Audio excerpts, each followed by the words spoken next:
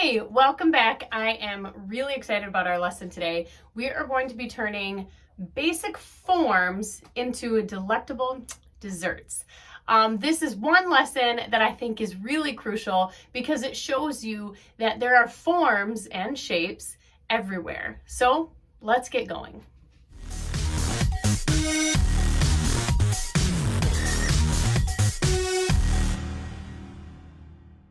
Okay, as always, before we get started, let's get going with our art motto, and it goes a little something like this. Today, I will only ask you to try your best, be creative, and problem solve. And with those three things, we begin to evolve into a better artist.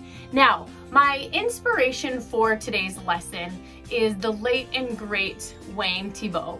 He was a pop artist who focused on beautiful, delicious looking desserts and had a lot of fun with color, shape, and form. Now, we are going to be taking basic forms like a cube, a cylinder, and a sphere to transform them into fancy, lovely desserts inspired by our friend and famous artist, Wayne Thiebaud. So I hope you will join me. I hope you enjoy this lesson, and let's get into it.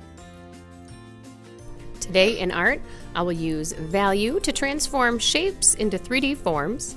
We'll use those forms to create fancy desserts, and we'll have some creative fun with those forms. So let's get going. Alrighty, before we get into the desserts, let's go over some basic shading of forms. So you can see I have a cone here and there's a rounded bottom. I'm deciding where my light source is, and I'm shading the side farthest away from it very dark. I mean, as dark as this type of pencil will allow. I have a cast shadow and a highlight on the right.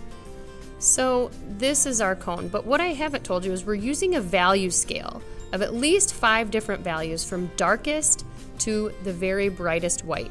You're going to get that by using different pencil pressure. So onto the cube, I have a square with 3 diagonal lines going out, and then I connect those diagonal lines.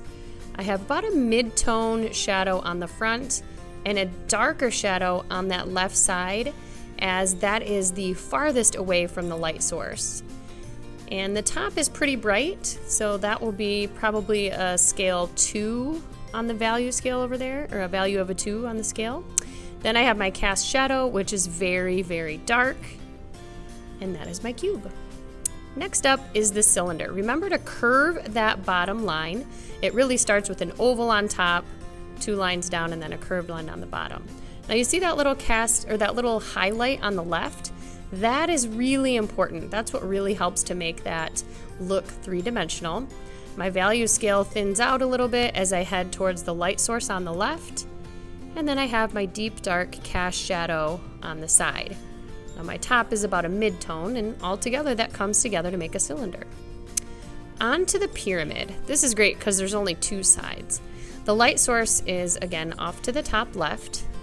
The side facing us is a mid-tone gray, and the side to the left is a very dark, as that is the darkest side away from the light.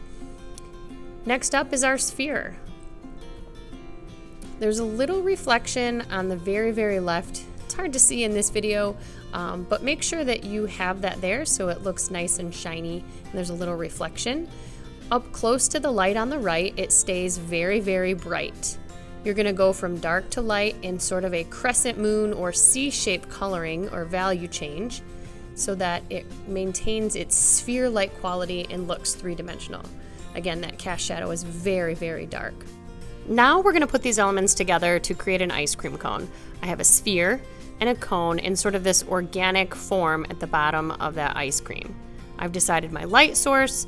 I now know how to shade because I'm following the guidelines that we did on our sphere and our cone, but I'm also creating a little shadow underneath that ice cream so that it looks like it's 3D on top of that cone. Tiny little sphere on top for the cherry. And now I'm just gonna value change this until I like it. Next up is the cake. I love doing this. So this is a standard cylinder that we're transforming into a cake. First, put a little dot in the middle, and we're gonna take a slice out of it. by doing 2 diagonal lines and then 2 vertical lines up and down.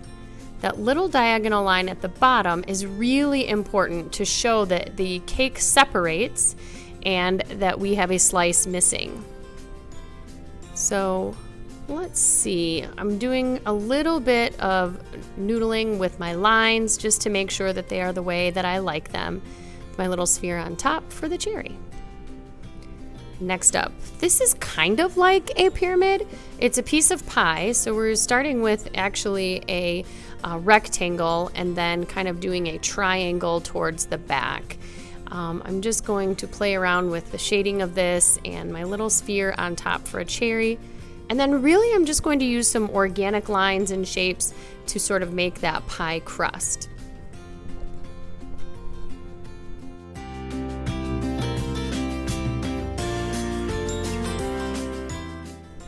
Now that I've done a little practice, I have decided for this final project, I'm going to choose to do an ice cream cone. So I've got my cone, my 2 spheres, because I want this ice cream to be stacked on top of each other.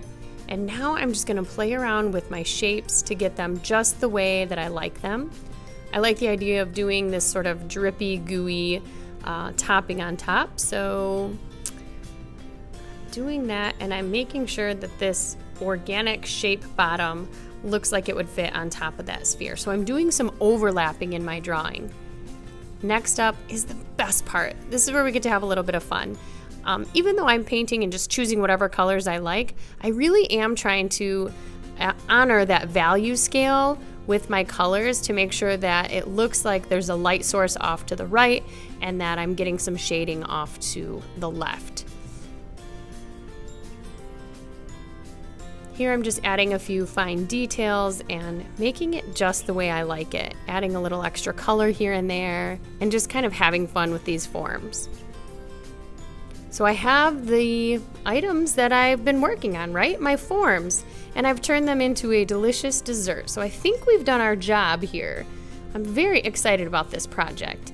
Now, the next thing I want to do is, I did like the colors that I put on my page, but I really thought it would come to life with a little bit of oil pastel. So again, I'm sort of honoring the different value changes in the way that the light source is coming from the right and that I have some shading on the left. But I just wanted to play around and put little more pops of color here and there and make it look more vibrant.